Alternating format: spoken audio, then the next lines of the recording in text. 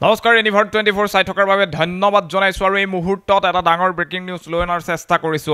কলিয়াবৰত ভয়ংকৰ পথ দুৰ্ঘটনা সংঘটিত হৈছে আৰু এই পথ দুৰ্ঘটনাত 13 বছৰীয়া স্কুলীয়া ছাত্ৰীৰ মৃত্যু হৈছে। এই মুহূৰ্তত সেই দৃশ্যাংশ আছে, সমান্তৰালভাৱে সেই খবৰ আমি আপোনালোকক জনোৱাৰ চেষ্টা কৰিছো।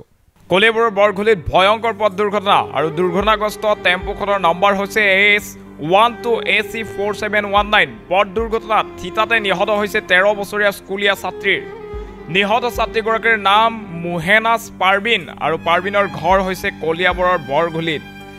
এই মুহূৰ্তত আমি পুনৰবাৰ জনাইছোঁ কলিয়াবৰৰ বৰঘুলিত ভয়ংকৰ পথ দুৰ্ঘটনা সংঘটিত হৈছে আৰু দুৰ্ঘটনাগ্ৰস্ত টেম্পোখনৰ নম্বৰ হৈছে AS12AC4719। পথ দুৰ্ঘটনাত থিতাতে নিহত হৈছে 13 বছৰীয়া এগৰাকী স্কুলীয়া ছাত্ৰী। নিহত ছাত্ৰীগৰাকীৰ নাম মেহনাজ পাৰবিন বুলি জানিব পৰা গৈছে আৰু পাৰবিনৰ ঘৰ হৈছে কলিয়াবৰৰ বৰঘুলিত। দেখা পোৱা গৈছে যে ৰাজ্যত এতিয়া ইটোৰ পাছত সিটোকৈ পথ দুৰ্ঘটনা সঘনাই সংঘটিত হ'বলৈ ধৰিছে। বিগত সপ্তাহটোত দেখা পোৱা গৈছে যে ডাঠ কুঁৱলীৰ আৱৰণে আচলতে সমগ্ৰ ৰাজ্য ঢাকি ৰাখিছে। প্ৰচণ্ড শীত প্ৰবাহ পৰিছে আৰু তাৰ পাছত কিন্তু কুঁৱলীৰ বাবেই হওক বা অন্য কাৰণতেই হওক সঘনাই এনেধৰণৰ দুৰ্ঘটনা সংঘটিত হ'বলৈ ধৰিছে, যাৰ প্ৰতি লক্ষ্য ৰাখি ৰাজ্য চৰকাৰেও কিন্তু SOP জাৰি কৰাৰ ঘটনা সংঘটিত হৈছে। বনভোজকাৰী দলৰ বাবে SOP জাৰি কৰিছে ৰাজ্য চৰকাৰে, য'ত উল্লেখ আছে যে কুঁৱলী পৰাৰ আগমুহূৰ্তত আপুনি যাব নোৱাৰে পিকনিকলৈ। যদি বনভোজলৈ যায় তেনেহ'লে আপুনি কুঁৱলী পৰাৰ পিছত, অৰ্থাৎ আপুনি ৰাতিপুৱা সোনকালে যাব নোৱাৰে, দেৰিকৈ বনভোজলৈ যাব লাগিব আৰু সন্ধিয়া কুঁৱলী পৰাৰ আগমুহূৰ্তত আপুনি বনভোজস্থলী এৰিব লাগিব। তাৰ সমান্তৰালভাৱে দেখিবলৈ পোৱা গৈছে যে পৰিবহণ বিভাগে নিচাসক্ত যিসমূহ চালক আছে তেওঁলোকৰ বিৰুদ্ধে নিজৰ অভিযান অব্যাহত ৰাখিছে। কিন্তু ইমান সষ্টম হৈ থকাৰ পিছতো, দুৰ্ঘটনা নিৰ্মূলৰ বাবে ইমান ধৰণৰ ব্যৱস্থা গ্ৰহণ কৰাৰ পিছতো কিন্তু ইটোৰ পাছত সিটোকৈ দুৰ্ঘটনা ৰাজ্যত এতিয়া সংঘটিত হৈছে। কলিয়াবৰত দেখা পোৱা গৈছে যে এই মুহূৰ্তত কলিয়াবৰত এক ভয়ংকৰ দুৰ্ঘটনা সংঘটিত হৈছে। এখন টেম্পো দুৰ্ঘটনাত পতিত হোৱাৰ ফলত এগৰাকী 13 বছৰীয়া স্কুলীয়া ছাত্ৰীৰ কৰুণ মৃত্যু হৈছে আৰু এই মুহূৰ্তত সেই দৃশ্যাংশ আমি আপোনালোকক দেখুৱাইছোঁ।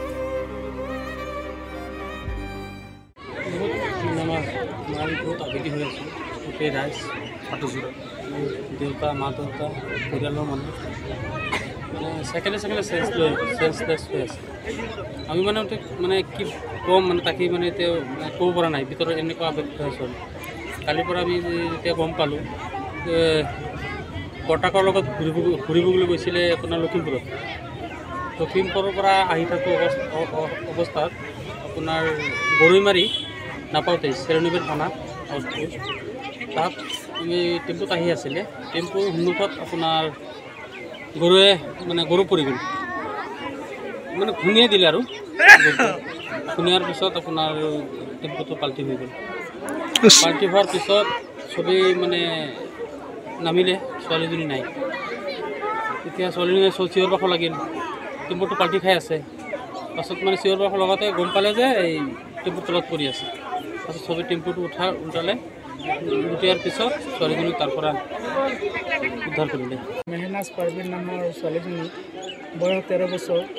তেখেতৰ ৰাস্তাত কিবা দুৰ্ঘটনা হৈ মৃত্যু হৈছে আৰু এই মৃত্যুত আমি গোটেই বৰঘুলিবাসী ৰাইজ আৱেগিক হৈছোঁ, অত্যন্ত দুখ প্ৰকাশ কৰিছোঁ। সঁচাকৈ এই ছোৱালীজনী খুব মৰম লগা, লিখা পঢ়াটো ভাল আছিলে, হঠাৎ তাইৰ মৃত্যু হৈ গ'ল। মৃত্যুত মানে আমি গোটেই বৰঘুলিবাসী ৰাইজ আৱেগিক হৈছোঁ আৰু তাইৰ আত্মাৰ সদ্গতি কামনা কৰিছোঁ আৰু পৰিয়ালবৰ্গলৈ আমি সমবেদনা জ্ঞাপন কৰিছোঁ।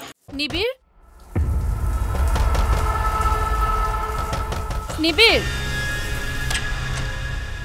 কিনো অনবৰত লাগি থাকা? ক'তনো লাগি আছো? ইমান সময় হ'ল বাথৰুমতে সোমাই আছ। তোৰ আজিকালি কি হৈছে বাবা? কথা এটাও ভালকে নাপাত।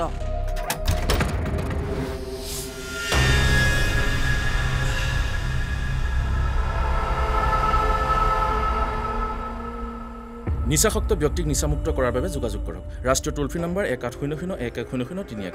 জিলা প্ৰশাসন আৰু জিলা সমাজ কল্যাণ বিভাগ, কামৰূপ মহানগৰ, অসম চৰকাৰৰ দ্বাৰা জনহিতাৰ্থে প্ৰচাৰিত।